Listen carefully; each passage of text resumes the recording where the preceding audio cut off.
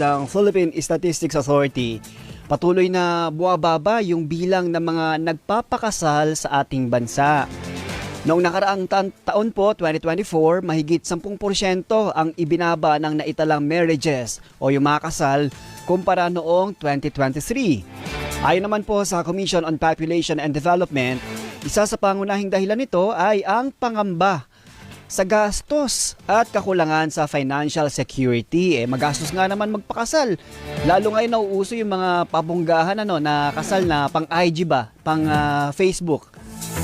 Marami raw ang naniniwala na mahal magpakasal mula sa handaan, simbahan hanggang sa iba't ibang requirements. Kaya ang iba po mas pinipiling magsama na lang o mag-live-in o ipagbaliban muna ang kasal. Pero alam niyo po ba na may mga simbahan na nag-aalok naman po ng libre o minimal cost, mas mura na kasal? At para po linawin kung paano ito ginagawa, ano yung proseso at sino ang pwedeng mag-avail, makasama po natin ngayong hapon si Reverend Father Douglas Badong, ang parish priest ng St. Joseph Parish. Magandang hapon po, Father. Thank you po for joining the program.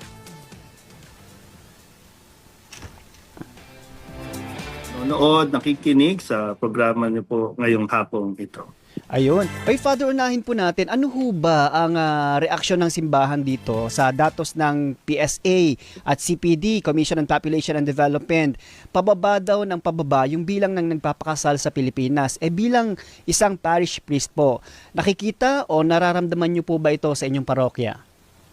Totoo naman po na bumababa po yung bilang ng mga nagpapakasal. Pero yung kanila pong yung kagaya na nabanggit nyo kanina ng dahilan dahil sa gastos, parang medyo ako doubtful ako doon, no? Kasi hindi yun ang sa tingin ko ang dahilan kung bakit marami ang ayaw magpakasal sa panahon ngayon. Ano ho kaya ang dahilan, Father? Unang-una yung kanilang karanasan sa pamilya. Either nakita nila sa kanilang mga magulang na hindi maayos ang pagsasama, mayroon silang medyo na trauma o phobia dahil nga sa karanasan nila sa kanilang mga magulang. O kaya nakita nila mismo mga magulang nila sa loob ng ilang taon, hindi naman sila kasal, nagsasama lang. Oo, kumbaga Although, bahagi ng part pwedeng din, maging dahilan, factor. gastos. Oo. Kumbaga nagiging cultural o societal yung factor po kung bakit hindi nagpapakasal ngayon yung iba. Kasi nga, yun nga, magulang namin di naman nagpakasal eh. O kaya naman, magulang namin nagpakasal pero naghiwalay din, away ng away. So bakit pa magpapakasal? Kung mag-aaway tayo, napakadali maghiwalay. Oo. Itong sinasabing economic stability. So sa ngayon, sa bahagi ng simbahan, hindi ito yung pangunahing factor na nakikita natin, Father. Siyempre mahalaga po yun na stable na ka. mayroong kang financial stability. Kaya nga ang lagi din pinapaalala ng simbahan, paghandaan ninyo yung buhay pag-aasawa, huwag yung gastos sa kasal. Kasi yung sa kasal, isang oras lang yan eh. Pero yung pag-aasawa, diyan na papasok yung reality na may bayarin kayo, na kuryente, tubig, na pag nagsama na kayo, 'di ba? Lahat na sasagutin ninyo. So kailangan stable. So handa na ba kayo talaga para sa buhay pag-aasawa? Yung mga ganun pong bagay. Kasi kung hindi kayo stable, tapos pinaghahandaan nyo yung damit, yung magiging gastos sa simbahan, sa reception, talagang pabonggahan ng pabonggahan. Pero sa mga nakita at napanood natin ng mga napaka-ingranding kasal, matapos ang 1 taon, 2 taon, nagdesisyon maghiwalay na kasi una, hindi sila stable financially. Kasi pagkatapos ng kasal, anong pag-aawayan nila? Yung pagbabayad ng mga utang. Pangalawa, dahil nga hindi pa kinilala ng lubusan yung ugali ng isa't isa, kaya umahantong sa away ng away, yung parang gano'n. Oo. Yun nga sinasabi kasi, Father, no, na magastos, magpakasal. Pero may point kayo dun, Father, no, na dapat yung pinaghahandaan natin yung emotional stability, hindi mismo yung gastos dun sa bongga o yung engrandeng financial kasal. stability, pinaghahandaan para sa buhay pag-aasawa na. Oo. Ano ba, mayroon na ba kayong bahay na titirhan? Kung makikitira kayo sa mga magulang nyo, makikipisan kayo. Or Meron na ba kayong kaya nyo bang savings? magpalaki ng bata? Meron na ba kayong savings? Aha. At least for 5 years, sabihin na natin, kaya ba kayong i-sustain for 5 years ng savings ninyo? Kasi, di ba, yun yung crucial 5 years ng, dapat. ng, oo, ng 5 years o 10 years, pag malampasan yung mag-asawa yan, kumbaga medyo titibay na kayo Mhm. So, kaya mahalaga po yun na stable talaga kayo financially, spiritually, and syempre yung psychologically, stable ba ang bawat isa o baka immature pa pareho? Pero sa inyo pong karanasan dyan, halimbawa sa inyong parokya, meron bang mga nakausap kayo o lumapit sa inyo na personally umaayaw magpakasal o nagdadalawang isip dahil dun sa gastos? Yun ba yung dahilan? Marami. Pag inihikayat ko sila, pag nalaman ko o nagsasama na kayo, bakit tayo nyo mapakasal? Ang laging sinasabi, mag-iipon pa po. Mhm. Lalo na kapag oras ng binyag, marami nagpapabinyag, ang mga magulang hindi pa kasal. Mhm. Kaya doon po nalalaman na ang laging reason mag-iipon pa po. Pero yung reality, alam nyo, kapag nagkaanak na, ang priority na nila yung Yung bata, gagastusin para sa anak. Oo. Kaya lagi natin ino-offer, kung gusto niyo talagang magsama at handa niyong tanggapin ng isa't isa, pwede kayong ikasal ng libre. Mhm, mhm. O bago natin puntahan yung libreng kasal, Father, ano po ang gusto nyong ipaalala? Ano ang gustong ipaalala ng simbahan sa mga magpa-partner, magkakasintahan na natatakot magpakasal dahil dito sa aspeto ng gastos ng pinansyal ho? Mm. Kung natatakot din lang naman kayo dahil sa gastos, nakakatiyak din naman siguro na hindi kayo sigurado sa isa't isa. Mhm. So mas mainam, maghiwalay na habang maaga. Oo. Grabe naman yon. Ba't patatagalin pa kung hindi naman talaga kayo sigurado sa isa't isa? Oo. Kung hindi nyo ba i-commit ang isa't isa na, di ba? Bakit pa? Magsasama, bahay-bahayan, kunya-kunyarian lang.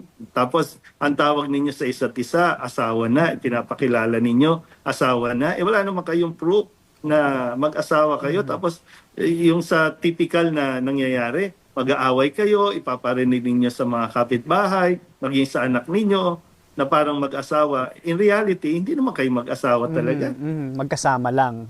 Magkasama lang, partner lang. Oo. Kaya minsan nire-real talk ko yung mga kababaihan na sa panahon ng pagbibinyag, talagang sinasabi, ano ba yung status mo? Sino ka ba sa buhay niya? Oo. Babae ka lang. So hindi ka pwedeng magalit, hindi ka pwedeng magwala, mag-demand, kasi babae ka lang, hindi ka naman niya asawa. Oo. Yung bagang, kailangan mo kasi idiretso mo na rin na sabihan sila para Masakit matauhan man, pero din. totoo.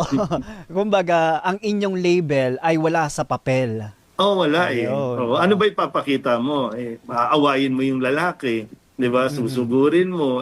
Anong papakita mo? Anong Anong hawak mo? karapatan? Okay. Oo. Ayun nga, Father, marami ngayon nagsasama na tumatagal na mag-live-in pero hindi ho sila nagpapakasal at ang nakikita nilang dahilan, ang gastos magpakasal Linawin ho natin na meron po kasing tinatawag na libreng kasal sa simbahan at pwede po nilang i-avail. Kayo na nga ho magpaliwanag nito, Father. Alam niyo, minsan pag tinatanong ko, bakit gusto nila magpakasal sa civil muna? Pag tinatanong ko, magkano ginastosin sa civil? Minsan, 10,000 to 15,000 kasi magbabayad ka rin sa judge Oho. Magbabayad ka sa City Hall, may mga process din, 'di ba? Lahat 'yun Sabi ko, mas mahal pa ang civil kaysa sa church. Kasi sa church nga bukod sa halimbawa, pwedeng libre na, 'di ba? And then depende na nga lang kasi talaga sa kaartihan nung magpapakasal. Kung gusto nyo pa ng gown, pwede namang hindi na kasi mag-gown.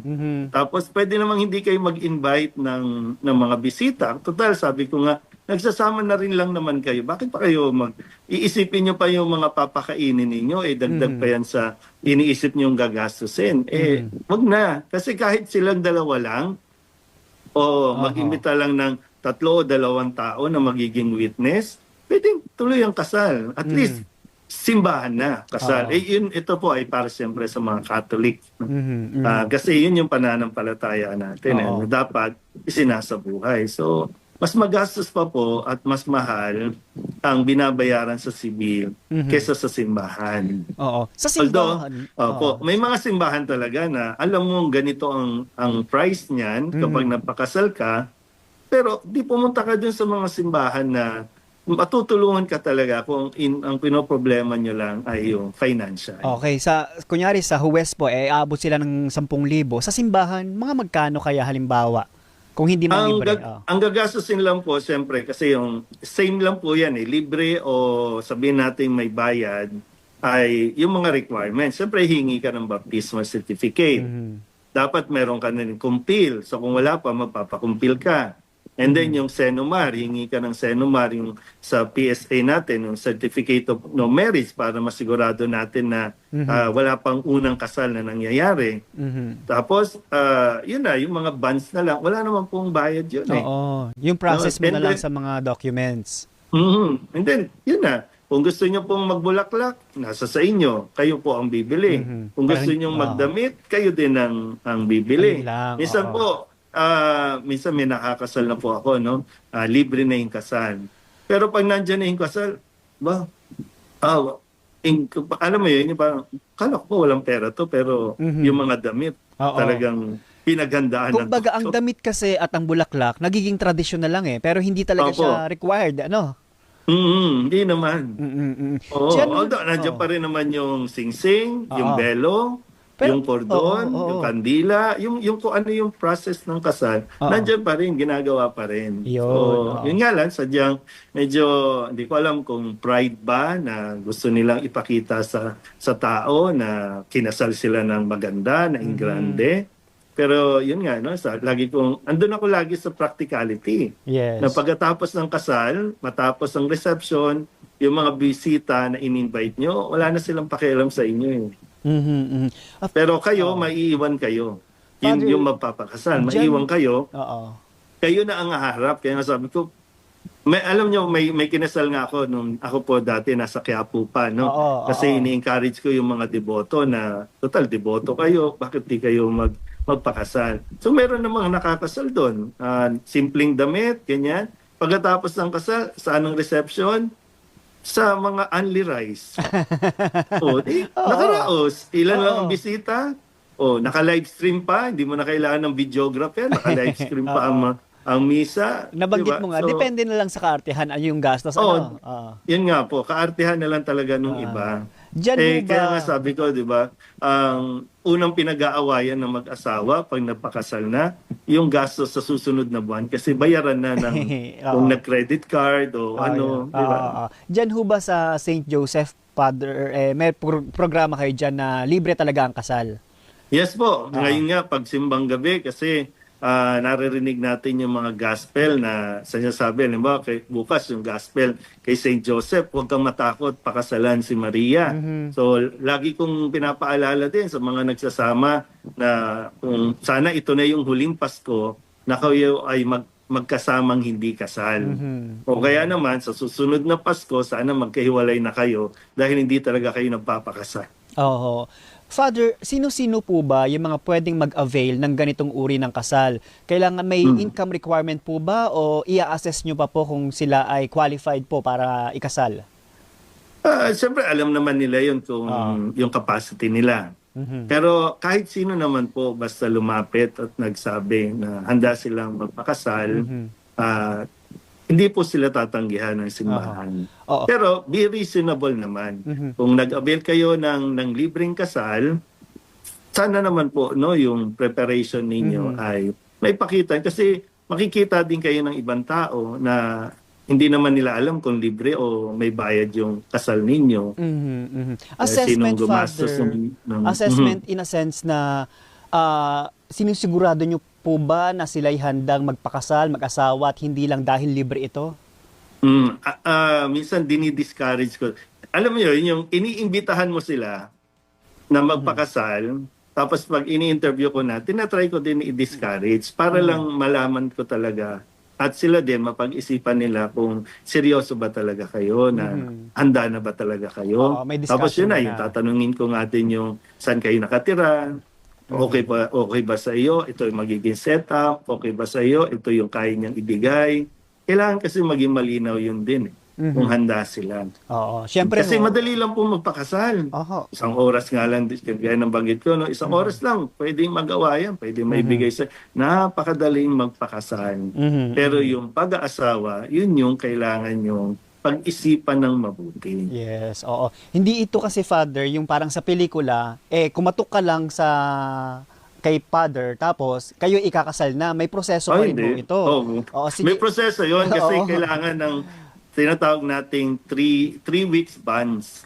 May No, ganon. na ia-anunsyo sa kung saan kayo nakatira Oo. para malaman natin kung meron bang tumututol, baka meron ka ng 3 weeks. anak na hindi mo pa sinasabi, baka meron kang, 'di ba, naging karelasyon noon na so bago yung araw ng kasal, kailangan na yung lumabas yon dahil kung hindi, matutuloy din naman yung kasal. Pero at least ina-announce na natin para kung may reklamo, maayos agad nila. O, sige. Mm. Father, pag-usapan natin yung mga specific po na proseso kung paano ho ba makakapag-avail ng Okay. libreng kasal sa pagbabalik ho ng pasado service. Dati kasi si Father Badong, kasama namin sa Quiapo. Ngayon nasa St. Joseph na siya. Tagal din namin hindi nakita ito Lalong bumawata Oo, baka ano lang po, bagong ligo lang po. Anyway, Father, ano ba yung unang hakbang para po mag-avail ng libreng kasal? Saan sila dapat magtanong, lumapit po para mag-inquire ho? Well, kung kaya nila pong kausapin yung parish priest nila, para maipaliwanag yung kanilang estado sa buhay, yun po. And then, siyempre, punta sila sa parish office para malaman yung requirements. Basic requirements po, kung Catholic, siyempre, ikaw ba ay nabinyagan, kuha ka ng baptismal certificate for marriage purposes, ganun din yung confirmation certificate.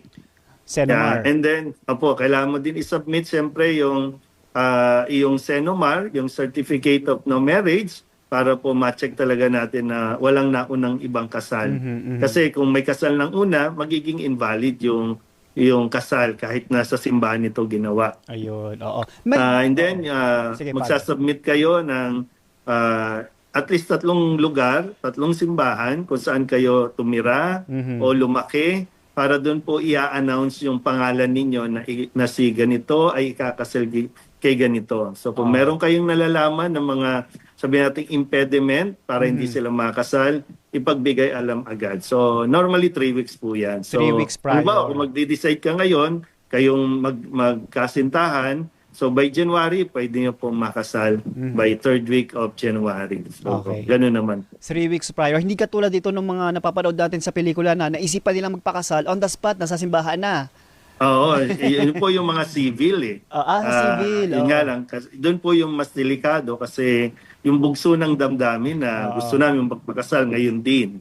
And then after 1 month, ayaw na namin kaya mag-a-apply naman sila ng divorce doon sa ibang bansa kasi may ganun, no? So, at kailangan po talaga mas seryosohin nila.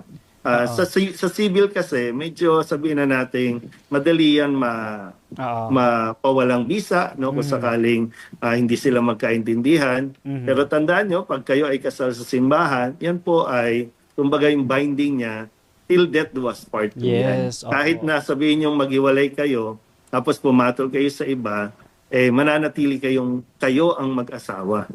Yun nga, sa mata ng Diyos. Apo.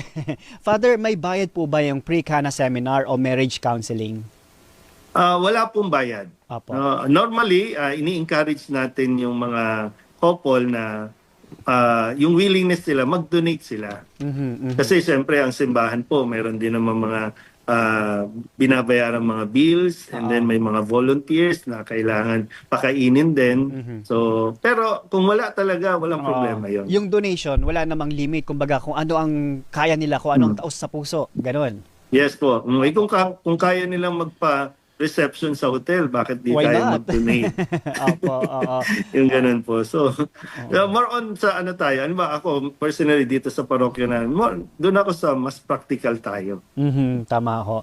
May limitasyon po ba? Minsan nga po, libre na nga, kinakarpet ko pa. Para lang ma-feel nyo, ma-feel nila na maglalakad. Minsan, ayaw na nila ng may misa. I-encourage ko sila, magmisa na tayo kasi nandito na rin lang naman. Yes, Saka saglit lang, 1 hour lang to 30 minutes nga lang kung mga walang mga choir o walang yung mga choir kanta. minsan nagpapatagal no? Yung habang kanta. Yung paglalakad nila, yung 'di ba, yung gusto nila ng moment, maglalakad sila ng ganyan. Yeah. Pero kung kaya naman, why not? Kaya nating ibigay yung maging memorable yung inyong wedding. True. Ayun. Diba? Kayang-kaya naman yan. Oo. Pero yun nga, yung readiness nila, yung kalooban nila, handa ba sila? Oo. May limitasyon ho ba sa schedule o petsa ng libreng kasal? Halimbawa, ginagawa niyo ho ba ito by batch o piling araw lang o pag nagkakasal kayo ay isa-isa? Ako po mas gusto ko yung isa-isa kasi nga siyempre gusto mo rin mabigyan ng moment yung dalawa. Medyo kapag yung maramihan kasi yung halimbawa February magkakaroon tayo ng kasalang bayan. Parang ang gulo-gulo kasi di ba? Ang dami. Kaya mini-encourage ko minsan yung Couples for Christ, yung Family and Life namin dito na kung meron ng isa na ready, i-schedule na natin yan. Huwag na natin hintayin na makabuo pa tayo ng 5 o 10. Huwag na. Kung meron ng ready na isa, kahit ngayong December, kasal na natin. And last week lang, meron po kaming kinasal na medyo nagsama na ng matagal na panahon at kasal sa civil. So last week lang may kinasal na po kami libre. Oh. Father, iba pa to dun sa kasalang bayan na ginagawa naman ng mayor's office, yung sa simbahan ho. Hindi ko alam kung meron silang coordination na ito ay church wedding. Okay, oo. Apo, kasi basta pag church wedding dapat simbahan o chapel na nire-recognize ng bishop. So, pero yun nga, minsan ang mga city hall natin nag-organize ng kasalang bayan dun sa city hall o kaya dun sa plaza. Yan. Kung sa akin lang po, medyo parang magulo o hindi na-check yung mga records. Oo. Sa dito, wala ka talagang moment dito. Oo. So ngayon, libre, gusto mo ng moment, sige, bibigyan natin. Yes, ayun. Para at least mas intimate din yung celebration. Wala ka nang ibang iniisip dapat na yung panghanda, sino yung bisitang hindi pa dumarating. Basta importante kayong dalawa, handa kayo. Kasi minsan pag kasal na lutang pa yung dalawang magpapakasal kasi di ba iniisip kung ano-ano. Siguro Father, to wrap this up, ano po kaya yung maaari niyong sabihin o paano tinitingnan ng simbahan yung mga couples na pinipiling mag-cohabit, mag-live-in muna bago magpakasal? Sa atin po, bahagi na ating pananampalataya na ang pagsasama ng hindi kasal, yan po ay labag sa Diyos, yan ay kasalanan. Kaya po kung talagang handa naman kayo, sinasabi ninyo para minsan 10 years na kayong nagsasama, so ano pa ang pumipigil sa inyo? Hindi pa rin ba kayo naniniwala na kayo na yung nakatadhana sa isa't isa? Naniniwala po ba kayong may makikita pa kayong iba? So para mas malinaw po at mas maayos ang buhay, kahit na nagkaanak na kayo, kung hindi kayo mapapakasal, mas mainam po na mag-iwalay muna, pero suportahan ninyo ang inyong mga anak. Kasi yun yung mas mabuti. Yun yung mas tama sa ating pananampalataya. Siguro Father, baka pwede nyo ring i-emphasize gaano ba kahalaga yung sakramento ng kasal, lalo nga ngayon na medyo na isasantabi muna ito at nagsasama ho muna. Sa pagpapakasal kasi ng dalawang nag-iibigan, yan po yung sinasabi natin, inilalagay po ninyo sa inyong buhay, bilang sentro ng inyong buhay, ang ating Panginoon. Sa pagsasama, na siyang iniutos naman din naman ng Diyos, no? Na hinihingi ninyo yung basbas sa ating Panginoon. Kaya wag po kayong matakot, wag po kayong mahiya, at wag nyo rin isipin kung ano yung sasabihin ng ibang tao kung kayo po ay mapapakasal ng libre o mapapakasal ng simple. Kasi sa katotohanan, wala naman po silang pakialam sa inyong dalawa. Ayun. Father Douglas Badong, maraming salamat po sa oras nyo. Nako, sobrang na-miss namin kayo at ang saya nyo po kausap. Ang sarap kausap ni Father Badong. Thank you, Father. Thank you din po. God bless you and Merry Christmas po sa inyo. Ayun, Merry Christmas. Yan po si Reverend Father Douglas Badong.